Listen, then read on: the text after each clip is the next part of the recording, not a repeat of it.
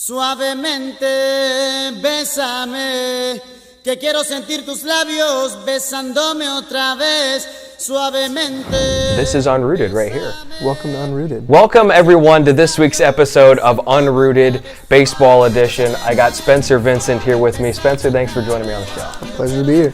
Let's start by talking a little bit about yourself now. It was revealed last week that you drive a Prius. Proud of it. You don't strike me as a Prius guy. What made you get a Prius, and is there any type of upgrades to the Prius coming down the future? So what happened was my first car was a 1990s Toyota Camry. Green, beautiful. Had about like 300,000 miles on it. Okay. Drove that for a couple years. Didn't wreck it, thankfully. Got an Escalade, so upgrade heavy. And then I started driving a BMW, and now I ended up with a Prius. So I thought I'd touch on all spectrums to really find out who I am, and I'm a Prius driver. How does one become a Prius driver? Like, what makes you a Prius driver? It's just sense to just try to save the world 1 gallon at a time, you know? Yeah. And my wallet as well. Yeah. It's like $20. I mean, you're in the Bay Area, so Yeah. that certainly is important. My next question is, how on earth have you, I mean, you're probably, 22 years old? Yes. How have you owned or driven 4 different vehicles in the last, I'll say, like 6 years? How on earth have you done 4? Well, the first one, the Camry was for me. And then my parents wanted to get a big car for our Dalmatians to put the cages in the back.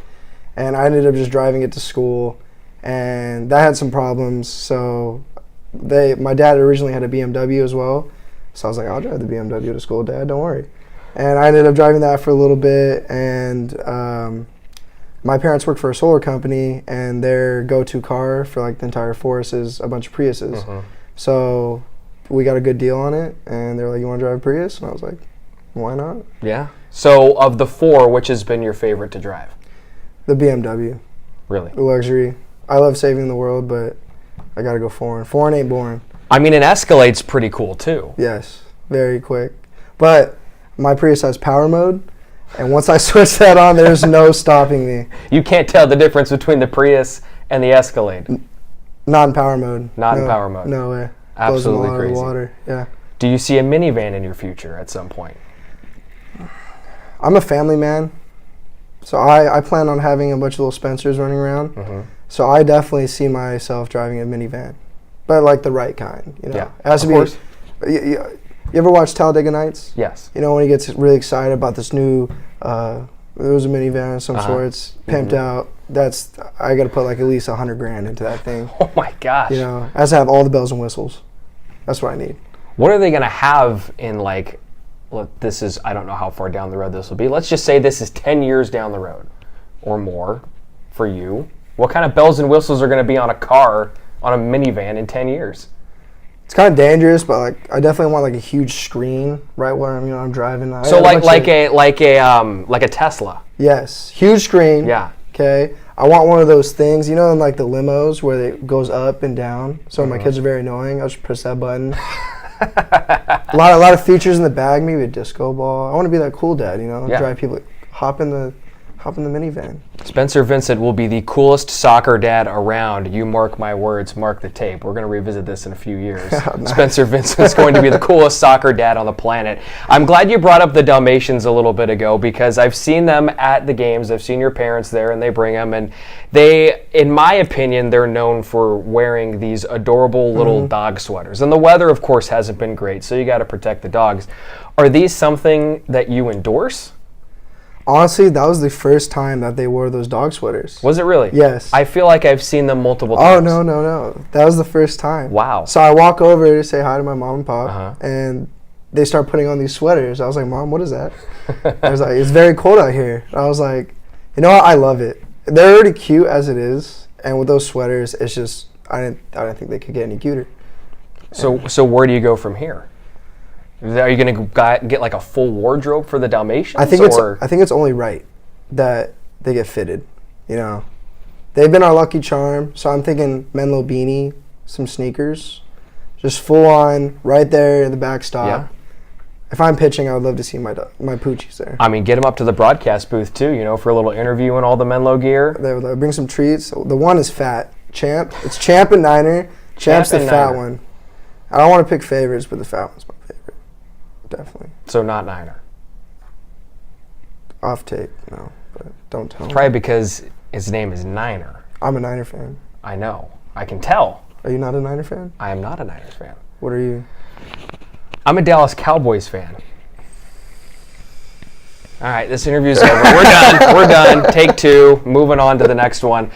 So you said the dogs are good luck charms, and yes, I guess technically they are because the Oaks played one game last weekend, and one official game, and then the suspended game. But the Oaks won that game 3-2. You guys had 5 shutout innings from the bullpen. I want to ask you, what makes you so dangerous in one-run games? Because the Oaks are now 4-2 in one-run ball games.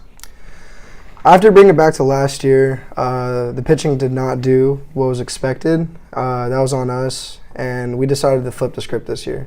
We got a great new pitching coach, Coach B, doing a lot during practice, and it's come down to if you leave the game, we know that next guy's going to pick us up. So it's a huge confidence level. It's like a family in that pitching staff right now, and we all enjoy each other's presence, and we're all collectively just trying to win ball games, get strikes, and that's just the trust. That's why I feel like has been really clutch in these one-run games. Yeah, the Oaks certainly have the depth this year that maybe you didn't have one season ago. In the second game against the Firestorm, it was a suspended game, and the Oaks got down a bunch early, but you scored the final 9 runs to mount a fairly impressive comeback. How were you guys able to stay focused when the game got away from you early on? I'll be honest. After they put on a couple runs, it was pretty dead in that dugout. It was rough for a couple innings. After that grand slam got hit off us, bless Devin. I hope he's resting in peace. It was kind of silent and it was rough. But then later on in the game, one guy gets on, and then the next guy gets on, and then the next guy gets on, and we're like, wow, we just scored 7 in one inning. I remember talking to my coach, and he was like, we got 20 minutes left. We're down by like 6 still, and I was like, a run a minute. That's what we got to do here, run a minute. Yeah. And technically right now we're still 1-0. I still believe we take that momentum into that same game when we go play them. Yeah, you very well might. And the cool thing about that is it's going to be on a Monday after a 4-game series. And yes, you're going to wind up playing a couple of games after that, but you won't have to pitch to them in that game because it got suspended going into the bottom of the 7th. So you just get to beat up on whoever's pitching and try and get 3 outs. And who knows? I mean, 6 runs, crazier things have happened. You just scored 7 the inning before. So score 7, why not score 7 again? A walk-off in Arizona. It's crazy, but it can most certainly happen. The longest delayed game comeback in NAIA history right there. Maybe NCAA history as well. Maybe in collegiate baseball. Ever. I like the sound of that. We'll have to go back into the record books and try to figure that out. Now, it's not supposed to rain this weekend, thankfully, but it's been raining a bunch all season long. That's why the series against the Firestorm got suspended. As a pitcher, how much more difficult is it to really and truly pitch in the wind, in the rain, and how do you stay sharp when you know that your practices aren't on a regular schedule? It is pretty tough. Pitching with just wet balls all the time, slipping in the outfield when we're playing catch, it's very irritating. If you've been, you were in our bullpen today, swamp. Just going from the mound into the dugout, you got to bring a canoe. It's just rough. But that just it's put on us to stay focused and make sure we get our work in. We're obviously hungry. Like I said, we've played 7 less games than most teams in our league, and I feel like that's just fueling us. Like we're all on pace, we're all paying attention, and we're hungry. We just want to pitch. And you're going to get to put that hunger to the test this weekend as the Oaks welcome in 5th-ranked Westmont College for a 4-game series at home. How are you guys going to try and slow down the very hot start for Westmont? I would think that we're the underdogs right now, and we use that. They're going to come into our field thinking that this is just going to be a breeze, and we stomp them. I expect 4 games this series, just because they're up here, and we're just going to bite their ankles. We're going in head first, and everything we take. We put work in Monday through Thursday, even when it's raining. Mm-hmm. And here comes the sunshine. We're ready to play. Mark the tape again for the second time. Spencer Vincent saying it right now. Oaks are going to win 4 this weekend against the 5th-ranked team in the country. Mm-hmm. All right, Spencer, let's get into the final segment of the show. It's called Brownie Bites. I'm going to ask you 3 off-the-wall questions. Give me your best answers. Mm-hmm. Question number 1, which teammate most wants you to drive your Prius off of a cliff? See, it's not which teammate. It's because it's all of them. Oh. This is a collective crime, okay? And it starts with them just being jealous. Jealous of what I have. I'm the only guy on this team with the Prius. And I just imagine them filming it and sending it to my Menlo email. Just, ha ha ha ha. And, it's fine. I'll just go get another Prius. But it would be a collective effort, coaches included. So who's the one behind the wheel? I mean, obviously they're jumping out before it gets to the cliff, but who is the one that's behind the wheel with the door open, just waiting to jump out right when you get to the cliff? I say Emilio. Emilio is the one. He's the mastermind, too. He's the one that takes a selfie while doing it. I think he's just pure evil. You got to talk to that man.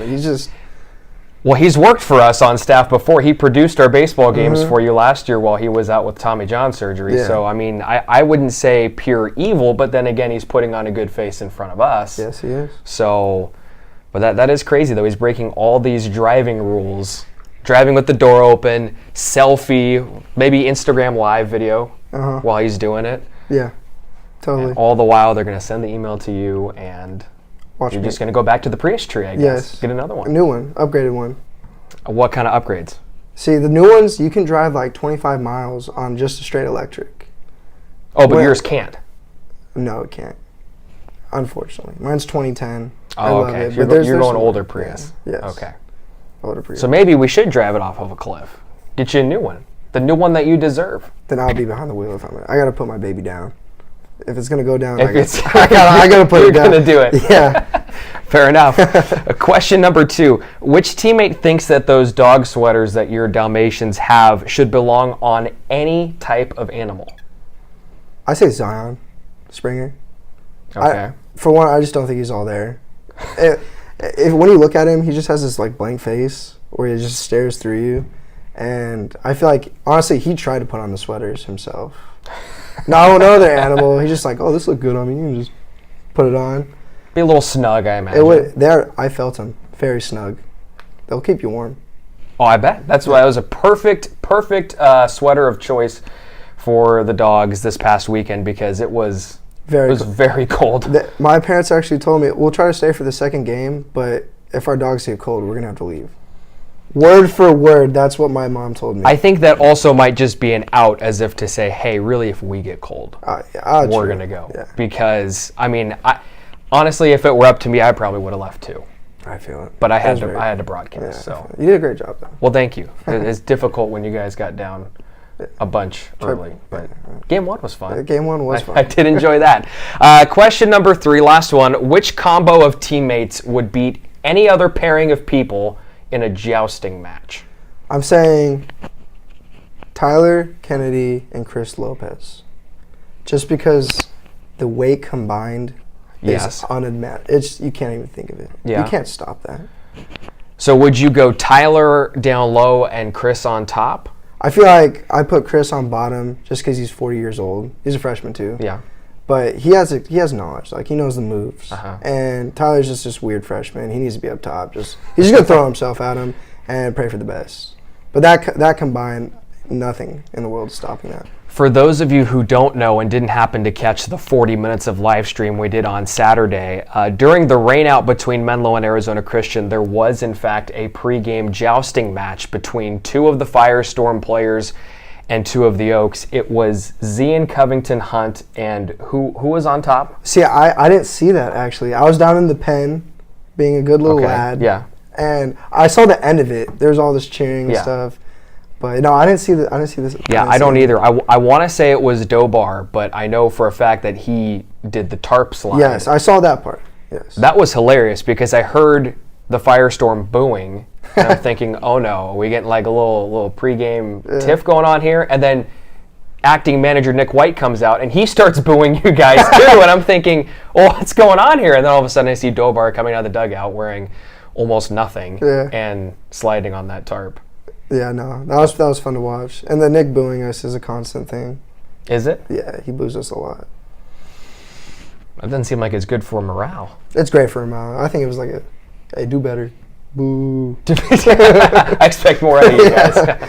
Well, Spence, thanks for joining me on the show. I appreciate it. Thank you so much. You're welcome, folks. The baseball team, they're at home this weekend, a 4-game series, and guess what? The weather's going to be fantastic, so you might as well come on out to Cartan Field. 4 games against the 5th-ranked team in the country, Westmont College, making their way to Cartan. 12 o'clock first pitch for the doubleheader on Friday, and 11 o'clock a.m. first pitch on Saturday. We invite you to tune into next week's episode of Unrooted Baseball Edition when Spencer Vincent will select the next interviewee by me, Brian Brownfield, right here on the show. Until then, we'll see you next time. Take care, everyone. Suavemente, bésame, que quiero sentir tus labios besándome otra vez. Suavemente, bésame.